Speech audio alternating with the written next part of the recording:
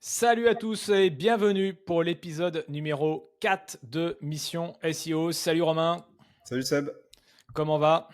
Écoute, ça va super. Et toi? Eh ben super, nickel, on est parti pour ce quatrième épisode Alors de quoi on va parler aujourd'hui? J'allais faire une super intro, j'avais plein d'idées, mais en fait j'ai eu trois mots qui sont venus en même temps, puis ça c'est...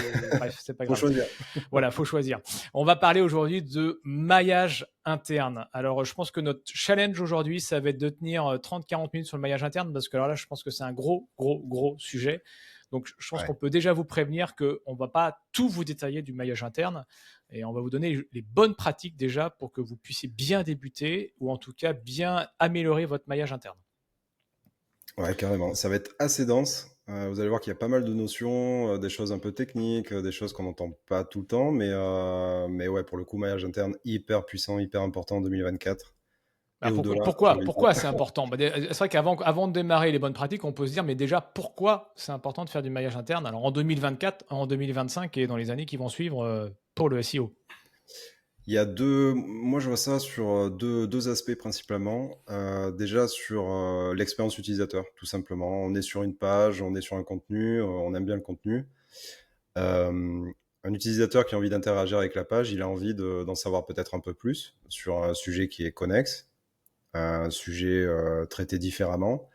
Donc c'est bien de mettre un lien hypertexte dans le contenu pour que ce dernier puisse aller être redirigé vers un contenu qui potentiellement peut l'aider à comprendre son problème ou son intention, enfin que sais-je.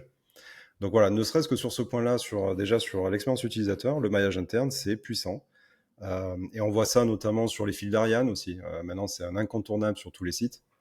Une bonne pratique, c'est d'avoir un fil d'Ariane. Comme ça, l'utilisateur sait où il est. Et ça fait partie du maillage interne parce que, en fait, on voit très bien dans quel secteur du site il est. Et lui, il voit où il est. Ça peut l'aider à revenir si on reprend l'exemple d'un e-commerce, sur une page produit parce qu'il a quitté, parce qu'il est parti sur un article de blog qui lui plaisait, parce que c'était linké, parce que voilà. Donc du coup, il est convaincu, ok, maintenant je reviens sur ma page produit. Enfin, voilà, ne serait-ce que sur ce point-là, c'est important.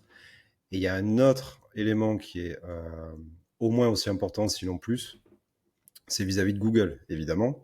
On fait du SEO, on est là pour ça, on vous parle de SEO. Et le maillage interne côté SEO et côté Google, euh, l'important c'est que ça permet à Google et aux bots de découvrir de nouveaux contenus. Il arrive sur une page qui est nouvelle, ou pas d'ailleurs, on a rajouté un lien interne. Mm. Si on a rajouté un lien interne vers une page qui est nouvelle, eh ben lui, il va suivre le lien, en fait. Alors, pas tous, parce que c'est pondéré, ça, on va vous expliquer après. Mais potentiellement, ça peut lui permettre de découvrir de nouvelles URL, si elles n'ont pas été découvertes via le sitemap ou par d'autres moyens. Donc, juste pour ça, déjà, c'est hyper important.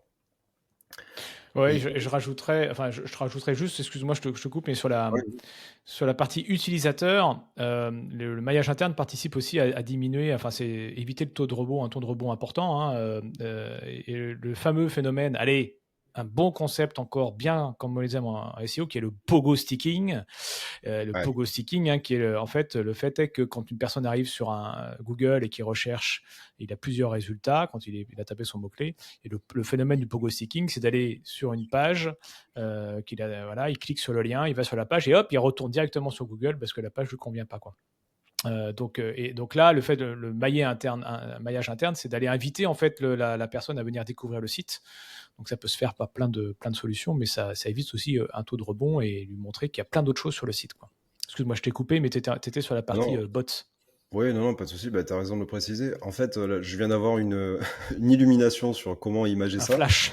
Un flash, là, c'est magnifique. J'espère que ça va bien se passer. Euh, le maillage interne, pour moi, c'est des couloirs dans une maison, en fait. C'est-à-dire que c'est des endroits qui sont fins, étroits, pour le coup, qui prennent pas de place, mais qui sont là pour relier différentes parties d'une maison. En fait, c'est exactement ça. Il doit y avoir plein d'autres images, hein, j'imagine, des Mm. conduits d'aération ou d'égouts, je sais pas. Bon, on va rester sur la maison, c'est plus, Ouais, je préfère la maison que les égouts parce que c'est c'est plus pas sympa, ouais. très. Ouais, C'est plus sympa.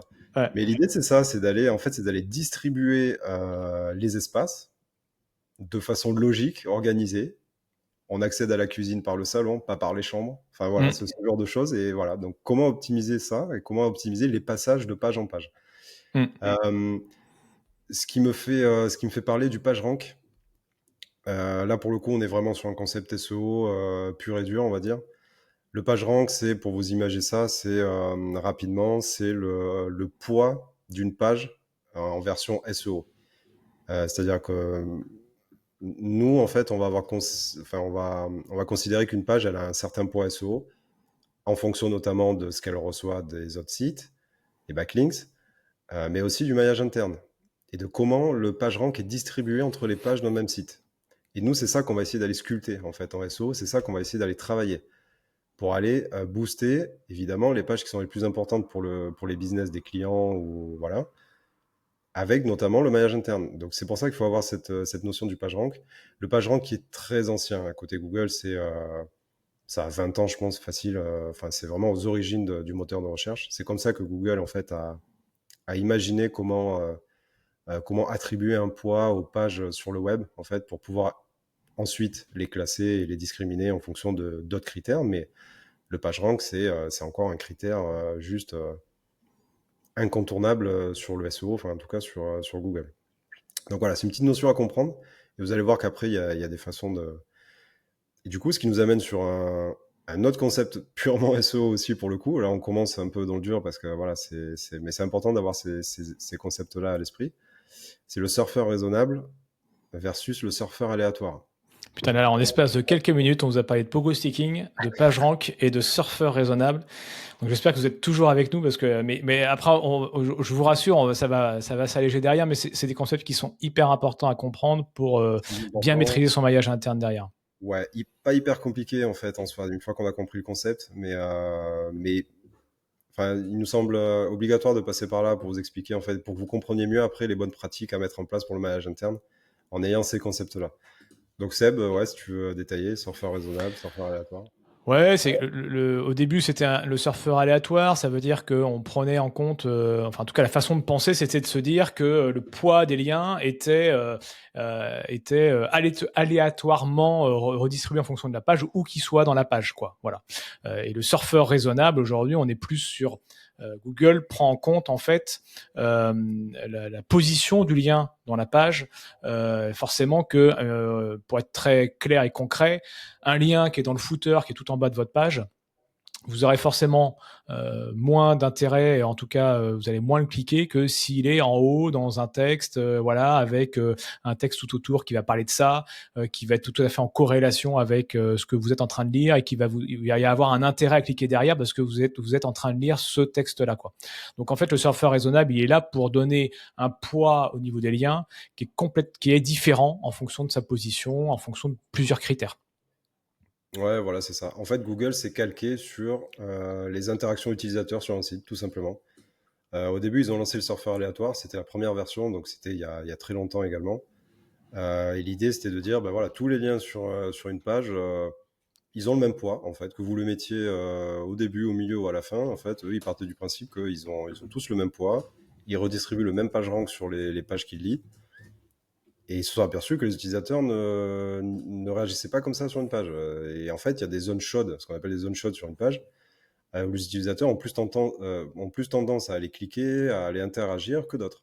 Donc, concrètement, ce qu'ils ont fait, bah, c'est le principe du surfeur raisonnable dans lequel on est encore aujourd'hui, c'est d'aller pondérer le poids d'un lien interne en fonction de l'endroit où il est placé sur la page. Donc, c'est exactement ce que tu as dit. Footer, ça vaut moins que, en gros, un lien pardon, hypertexte bien contextualisé sur le premier paragraphe d'un contenu et qui renvoie vers une ressource qui est pertinente et qui est sémantiquement proche. Voilà. Globalement, Bah, c'est ça.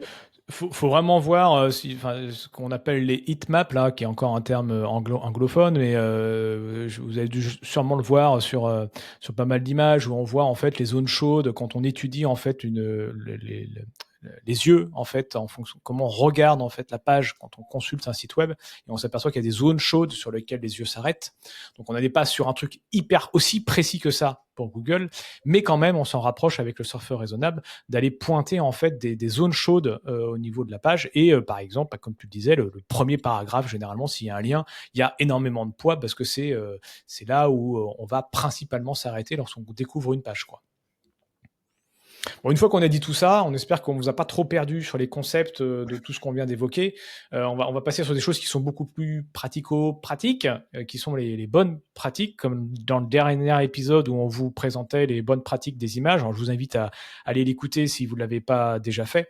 Là, l'idée, c'était de vous donner les bonnes pratiques du maillage interne. Alors, on va essayer d'être assez concret en vous donnant des exemples et sans vous noyer de concepts SEO, même si de temps en temps, on est obligé de rentrer quand même un peu dans le sujet, quoi. Voilà. Mais alors, par contre, dans ce cas-là, si vous avez des questions, commentaires, hop, sous la vidéo ou dans le podcast, et on y répondra soit en direct, soit dans un autre podcast si on sent qu'il y a un autre sujet à creuser. On commence par la première bonne pratique. Ouais, première bonne pratique qui devrait être faite en fait sur tout un tas de sujets, c'est faire un audit, tout simplement, aller auditer ses liens internes. Et déjà pour aller savoir en fait si vous avez potentiellement ce qu'on appelle des liens orphelins, des pages orphelines, des pages où vous n'avez pas assez de liens ou des pages au contraire qui reçoivent beaucoup trop de liens internes par exemple. Donc ça déjà c'est un premier travail à faire qui est assez long, assez fastidieux, c'est ce que nous on fait au quotidien sur des prestats d'audit. Mais voilà, c'est essentiel en fait d'avoir déjà une vision globale de l'ensemble de ces pages du site pour aller identifier déjà les premiers soucis ou les premiers problèmes à aller investiguer ensuite. Donc les pages orphelines, je reviens juste là-dessus, c'est une page orpheline, c'est une page qui va être sur un site et qui est maillée par aucune autre page en fait. C'est-à-dire que c'est pour ça qu'on l'appelle orpheline. Elle a aucune page qui lui envoie un lien directement via un lien maillage interne. Voilà, c'est une page orpheline, donc ça c'est pas bien parce que comme on vous a dit au Non, c'est pas départ, bien. Google, Google va déjà avoir beaucoup de mal à dénicher les pages orphelines, puisqu'en fait, lui, il suit les liens de page en page pour aller trouver les pages. Donc, une page orpheline qui reçoit aucun lien, bah, forcément, il va avoir beaucoup de mal à savoir qu'elle existe. Et potentiellement, si en plus c'est une page importante pour vous, c'est une page business, bah là, c'est juste dramatique, parce qu'en fait, non seulement il la trouve pas, il va avoir du mal à l'indexer. Au bout d'un moment, il va finir par la trouver, hein. Il y a d'autres moyens de trouver des pages, mais c'est dommage, parce que c'est du temps perdu, clairement. Et donc le fait qu'elle soit orpheline, elle ne reçoit pas de page rank. On revient sur la notion de page rank, elle ne reçoit pas de jus, de puissance SEO des autres pages, alors que c'est une page business. Donc là, c'est dramatique et c'est là on voit tout de suite qu'il y a un souci. Donc, ayez pitié des orphelins et adoptez-les par du maillage interne. C'est ça le message. Écoute, oui, oui, oui, on peut résumer ça comme ça. Non, mais c'est ça. Oui, non, mais c'est ça. Une page orpheline, c'est une page qui est toute seule. Il faut pas la laisser toute seule. Voilà, faut pas laisser pleurer une page orpheline dans son coin. Voilà. C'est pas bon. Donc mettez-la en lumière et après vous réglez la puissance du projecteur que vous allez lui mettre dans la figure en fonction du poids que vous voulez lui donner. Voilà. Ce qu'il faut bien comprendre du maillage interne et qu'on vous explique depuis le début, hein, c'est de toute façon, c'est de pointer en fait les pages importantes et c'est ce que vous dit Romain là, les pages sur lesquelles vous souhaitez vous positionner sur des mots-clés importants, en fait, il faut qu'elles soient maillées, il faut que vous les cibliez avec d'autres pages. Voilà, alors on va vous expliquer plein de trucs derrière pour bien les cibler, mais en tout cas, plus votre page est ciblée en interne, plus elle va être visible par Google, plus ça va lui donner du poids. Donc c'est important en fait de bien cibler vos pages. Voilà. Et les pages orphelines aujourd'hui, c'est des choses qu'il faut absolument bannir. Voilà, un orphelin, ça se laisse pas dans un coin, ça s'adopte Exactement. et on y va. Une autre petite précision sur ça, justement sur les pages orphelines, c'est que Google considère qu'à partir du moment où une URL existe sur le web, elle a un certain poids. C'est ça qui est fort. Et c'est pour ça que le maillage interne est si puissant et que certains en abusent, notamment avec des PBN et ce genre de stratégie. C'est parce qu'en fait, on part du principe à partir du moment où une URL existe sur le web et qu'elle est indexée et qu'elle existe dans les index, elle a un certain poids, même s'il est minime et si une page est orpheline et qui est toute seule. Donc le fait de la raccrocher au wagon, entre guillemets, sur votre site et de la remailler en interne et potentiellement de la redistribuer sur d'autres pages, bah, ça va participer en fait au travail, à l'effort d'ensemble de toutes les pages qui vont aller se transmettre leur jus les unes aux autres. Et ensuite, l'idée, c'est d'aller, comme tu disais Seb, c'est d'aller pousser justement les pages business, les pages les plus importantes. Voilà, c'est des stratégies, nous, qu'on met en place à un côté SEO assez fréquemment, parce qu'on a compris ça. Et pour aller pousser justement ces pages les plus importantes, profiter de ces pages dites moins importantes, entre guillemets, ou peut-être des pages éditoriales, des pages voilà, où on répond plus ou moins à des questions, mais sans qu'il y ait une intention d'achat derrière. C'est profiter de ces pages-là avec le maillage interne pour aller pousser les pages qui sont intéressantes, qui vous génèrent du business et qui sont généralement peu nombreuses sur un site au regard de toutes les pages que vous allez pouvoir avoir sur un site, si vous couvrez bien votre sémantique. Et donc, pour les pousser, eh ben, il faut que, ça c'est la deuxième bonne pratique, il faut que vos liens envoient du jus, envoient de la puissance. Et pour envoyer de la puissance, il faut que vos liens soient do-follow. Alors, rappel très rapide de la différence entre do-follow et no-follow. Hein. Quand vous créez un lien en fait sur votre site, que le lien aille en interne ou en externe, hein, vous avez une notion qui est le do follow ou le no follow. Alors si vous faites rien de spécifique, normalement ils sont en do follow, ça veut dire que vous ouvrez grand les vannes et vous dites à Google, la page que je viens de citer, tu lui envoies de la puissance, voilà, c'est voilà. Si vous mettez du no follow, ça veut dire que vous dites à Google, j'ai cité le lien, par contre je lui envoie pas de puissance. Et donc, comme par rapport au PageRank, en fait, ça va pas lui envoyer ce qu'on appelle du jus SEO, du pouvoir SEO, quoi. Donc, tous les liens en interne, hein, faut les mettre en do follow, quoi, là. Donc, ne faites pas de lien no follow sur votre site. Donc, normalement, vous n'avez rien à faire. Voilà, ça veut dire que normalement, sur votre site, tout est en do follow, donc vous n'avez pas à modifier quoi que ce soit. Voilà, le pouvoir du SEO va se répartir en fonction des liens que vous allez créer sans que vous y pensiez. Oui, c'est ça. Alors, il y a la règle et il y a les exceptions, forcément. La règle, c'est ça. Nous, on vous dit, n'essayez pas d'aller vous amuser à optimiser la distribution du page rank entre les pages et tout, comme on vous a dit au début, parce que forcément, je pense que les petits malins qui, là, nous ont écoutés au début, sont en train de se dire, OK, donc du coup, je peux aller optimiser. C'est-à-dire qu'une page, ben, je vais garder le jus et puis je vais transmettre. Je vais faire uniquement un lien, par exemple, vers la page mère. Donc, comme ça, c'est OK, il prend toute la puissance. Non plus. En fait, faut avoir une attitude un peu naturelle, homogène. Faut pas suroptimiser non plus. Faut pas s'amuser à faire ce genre de choses. Et notamment, pas s'amuser à mettre le premier lien le plus important en do-follow et tous les autres derrière qui sont en no-follow pour se dire, bah, je garde un maximum de puissance et ce maximum de puissance de la page, je vais le transmettre à ma page business. Comme ça sera encore plus puissant. Oui, ça peut marcher.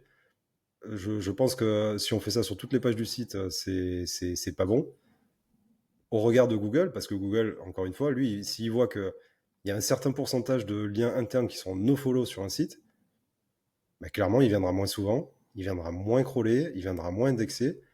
Il va se dire, OK, bon, cette page, elle n'est pas importante, donc pourquoi j'y vais et donc, vous allez avoir le risque, c'est d'avoir des désindexations pardon, en cascade, parce qu'il va considérer qu'en fait, bah, OK, cette page, elle est en no-follow, donc en fait, j'ai même pas à suivre le lien, ça m'intéresse pas. Donc je la désindexe. En fait, moi je fais de l'économie sur mes index. J'ai d'autres ressources, j'ai d'autres pages à aller crawler tout à l'heure. Bon, bah ça, merci, au revoir. Voilà, le risque il est là. Donc, Ouais, pas donc s'amuser à faire les apprentis sorciers. Faites du do follow sur tous les liens internes. Voilà, répartissez intelligemment. Après, on va vous donner d'autres techniques en fait pour optimiser ce page rank là, mais voilà. Mais il y a des exceptions aussi où on peut aller mettre du no follow sur des liens internes. Ça existe. Seb, si tu veux. oui, alors oui, ça peut exister, mais je pense que je vais pas détailler. En fait, on va dire que dans 99,9% des cas, il faut faire du do follow. Ouais, Voilà, pas trop. faut pas, amusez-vous pas, voilà, à faire du no follow en interne, ça n'a pas d'intérêt. Donc je pense que faites du do follow, voilà. Après, posez-nous des questions si vous avez des questions dans des cas spécifiques. C'est vrai qu'après, là, on parle de sites aujourd'hui qui sont petits, voire moyens. Après, sur des gros sites où il y a plusieurs millions de pages, on est dans d'autres stratégies, d'autres façons de penser. Mais on va partir du principe aujourd'hui que les sites, et si vous nous écoutez aujourd'hui, c'est que vous êtes en apprentissage d'un point de vue SEO, ou en tout cas, vous souhaitez vous perfectionner, soit apprendre, soit vous perfectionner. Donc, restez sur du do follow. Et voilà. Et comme je le disais, de toute façon, dans 99% des cas, ça s'applique. Et en plus, de toute façon, vous n'avez pas grand-chose à faire puisque ça se fait de façon automatique. Sauf si vous l'avez bloqué dans votre thème. Et normalement, tous les liens en interne sont en do follow. Troisième bonne pratique, et c'était un peu suite aussi à l'audit que tu évoquais Romain au début, c'est que il faut identifier en fait les pages que vous souhaitez mettre en avant sur des mots-clés spécifiques, sur des pages que vous souhaitez pousser. Et c'est ces pages-là en fait qu'il va falloir ensuite viser avec votre maillage interne. Alors soit en direct, soit en passant par d'autres pages, enfin qu'importe, mais en tout cas, il va falloir aller les viser. Donc bien sûr que ça demande un peu de travail. Il faut d'abord les cibler. Hein. Donc ces pages-là, c'est soit parce que y a du business à faire. Voilà, soit parce que c'est pareil au niveau de la concurrence, des fois le maillage interne peut faire la différence. Si la page est bien maillée, vous pouvez gagner des positions. Donc toutes ces pages-là, en fait, faut savoir sur votre site, si vous avez 100 pages, il y en a peut-être 10 qui sont à viser principalement, qui ont un potentiel business où vous pouvez, alors soit vous vendez du service, soit c'est des pages e-commerce qui sont très importantes sur des mots-clés avec des forts volumes. Et ces pages-là, il faut les identifier pour pouvoir bien les mailler derrière. Si vous ne savez pas lesquelles viser, c'est compliqué de faire du maillage interne. Ouais, exactement. Vous risquez de faire des coups d'épée dans l'eau et de gaspiller des efforts en fait sur des actions qui vous rapporteront pas grand-chose ou qui seront pas optimisées. Ouais. Une autre, une autre bonne pratique, c'est d'inclure tout simplement les liens internes de façon naturelle. Euh, les lier avec éviter de les lier avec des pages qui n'ont rien à voir. Typiquement, si vous parlez d'un sujet sur une page bien spécifique, si vous avez d'autres sujets sur votre site, mais qui sont assez différents, où on est vraiment sur des secteurs ou des activités différentes, le but du jeu, c'est d'aller vraiment lier avec des pages qui ont un rapport avec le sujet que vous êtes en train de traiter sur la page. Et de faire ça de façon naturelle. De bien distribuer les liens, typiquement de ne pas les coller, c'est-à-dire de ne pas faire 3 liens à la suite sur la même phrase, il y a un intérêt sur le contexte sémantique là aussi. On a fait on a fait un épisode sur les images où on a parlé de l'importance du contexte sémantique qui entoure l'image enfin en tout cas côté SEO. Donc là, c'est un peu la même chose. Voilà. L'idée, c'est vraiment de faire quelque chose de naturel, qui est logique, même en termes du X, en fait, d'avoir des liens qui se suivent pas, c'est-à-dire il y a un certain temps de pause, enfin voilà, et surtout allié avec des pages qui traitent un peu du même sujet ou qui sont sur des sujets connexes et pas sur des activités qui n'ont absolument rien à voir. C'est vrai que Google regarde ce qu'il y a avant le lien et ce qu'il y a après le lien. Alors, je sais plus, hein, ça doit être 10-15% de texte avant, 10-15%, je sais plus le précis. Enfin, il va regarder. Donc, si vous faites un lien sur la coiffure des cheveux bouclés, mais juste avant et juste après, vous parlez de l'entretien des enjoliveurs de vos voitures, ça n'a aucun intérêt. Alors, sauf si vous nettoyez vos enjoliveurs avec vos cheveux, mais ça s'est jamais vu. Et donc ça n'a aucun intérêt. Et donc Google là va complètement rien comprendre au truc, quoi. Donc il y aura beaucoup moins de poids sur le maillage interne. Et donc quand Romain parle de proximité, c'est soit parce que ça va parler du même thème. Donc vous pouvez très bien, alors, imaginons que vous ayez une page sur les bébés. Bon ben voilà, vous pouvez très bien faire plein de trucs autour des bébés sur dormir, je sais pas moi, la gigoteuse, voilà, des choses comme ça qui vont être directement en lien avec les bébés. Mais vous pouvez très bien lier cette page-là à un moment donné avec la voiture parce que vous avez parlé du siège bébé. Et donc là, vous avez une page qui va être sémantiquement proche. Vous allez avoir un lien. S'il y a une page qui parle de siège bébé et une page qui parle de bébé, il y a quand même un lien. Encore faut-il que ce soit dans un texte, en tout cas une partie du texte qui va parler de bébé et de voiture à ce moment-là, quoi. Voilà. Mais donc c'est soit ça parle du même thème, soit il y a ce qu'on appelle un glissement sémantique et vous alliez deux pages qui vont avoir un intérêt commun. N'essayez pas de laver vos enjoliveurs avec vos cheveux, voilà. C'est pas ce qu'on vous dit. Mais Voilà. Et Romain, t'as essayé, ça, voilà. franchement, essayé, Résultat. j'ai eu des problèmes, j'ai eu des soucis. Non, Autre bonne pratique, c'est les encres.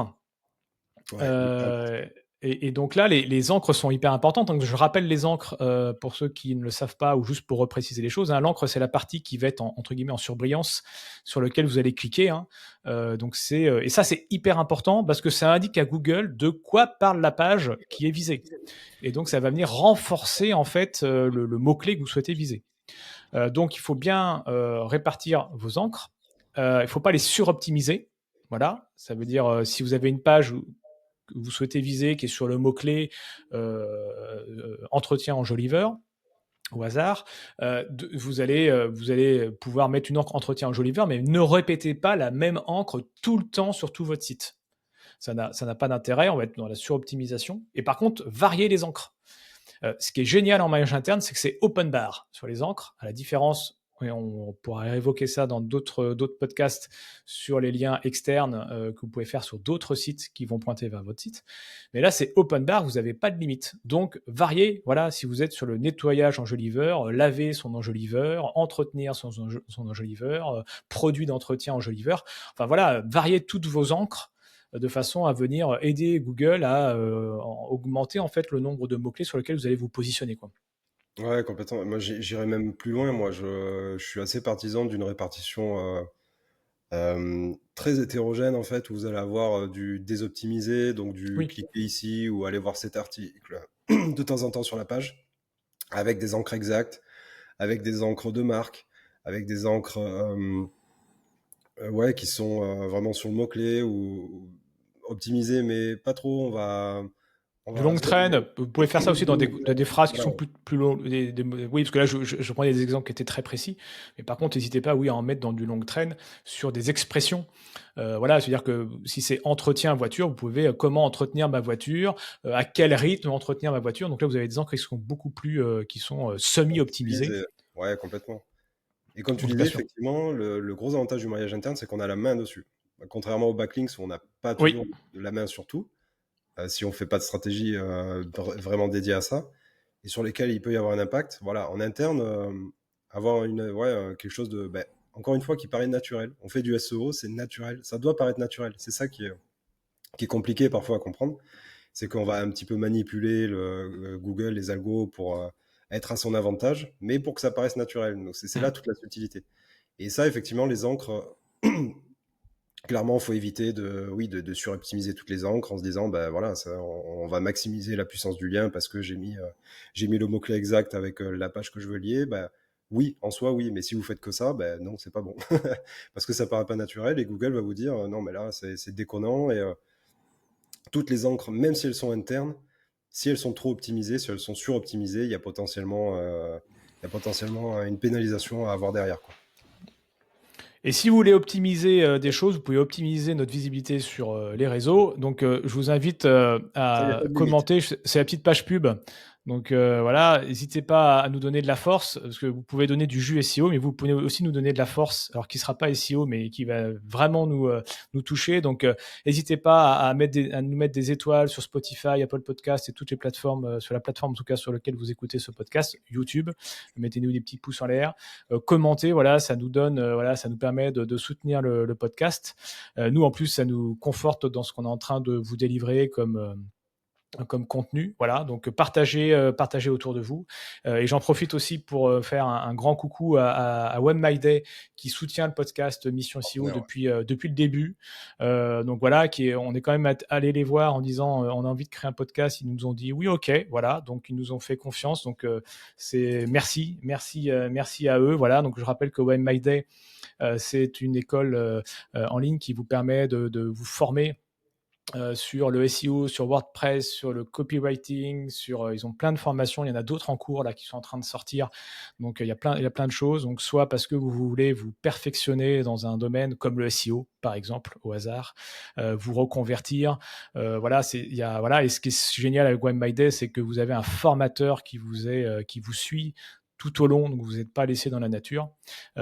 Et donc voilà, donc profitez-en. Voilà, et puis avec WebMyDay en plus, vous avez un code en plus avec Mission SEO qui vous permet d'avoir une réduction sur la formation. Donc profitez-en, on vous met tous les liens dans les descriptions. Je ferme ma page pub. Mais voilà, mais c'est important pour nous de remercier WebMyDay et que vous veniez nous soutenir. Carrément, carrément.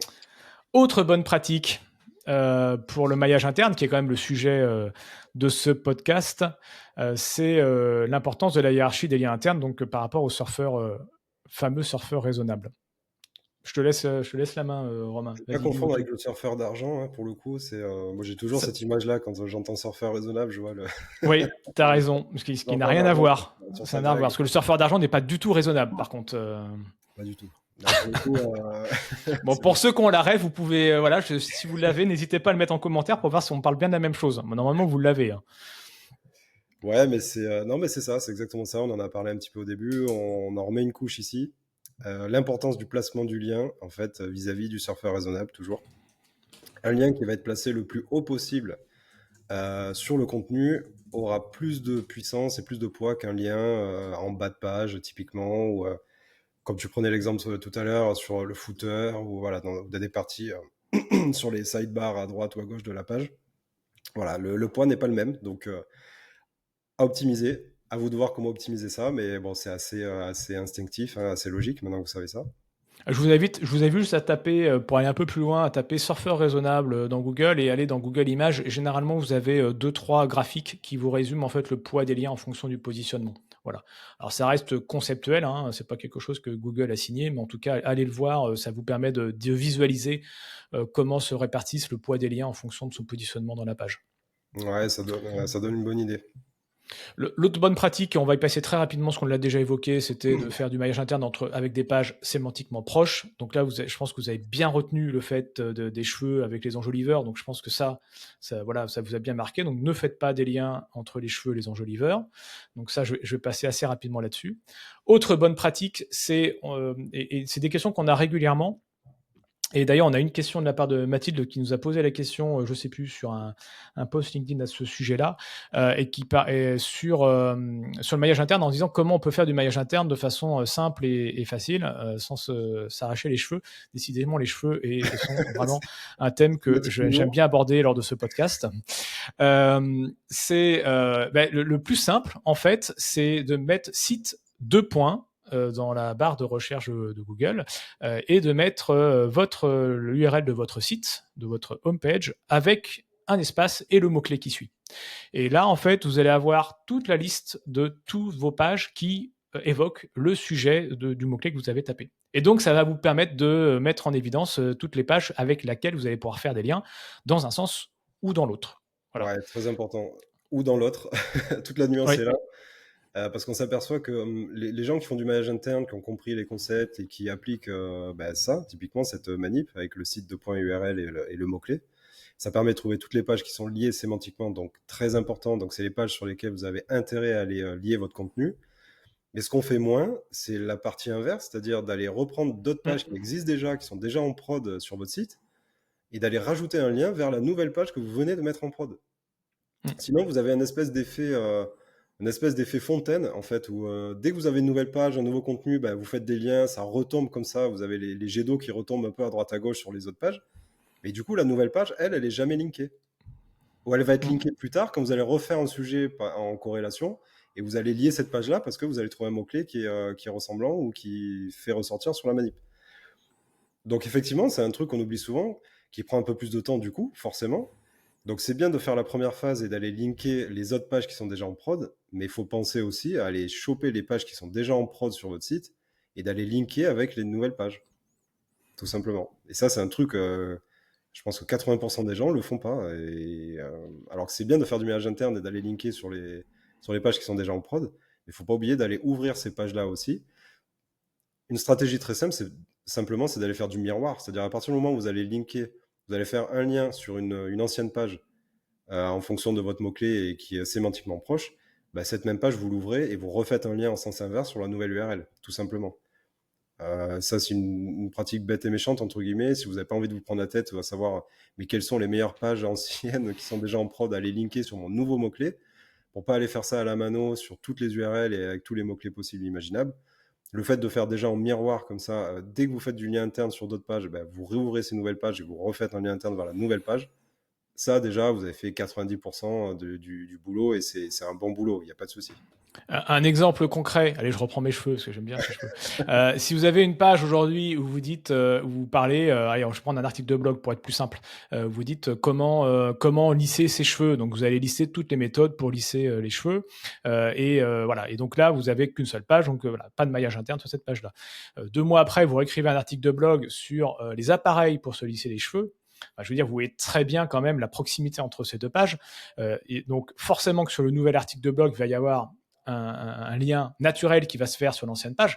Par contre, dans la méthodologie de comment se lisser les cheveux, vous avez parlé des appareils pour se lisser les cheveux. Donc le lien, il doit se faire aussi, quoi. Donc n'oubliez pas de se faire ce lien comme miroir, comme le dit Romain.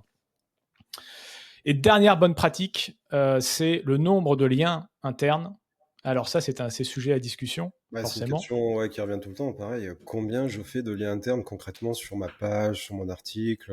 Est-ce qu'il y a une métrique? Est-ce qu'il y a des abacs là-dessus? Enfin, est-ce qu'il y a une bonne pratique? Moi, j'en ai une.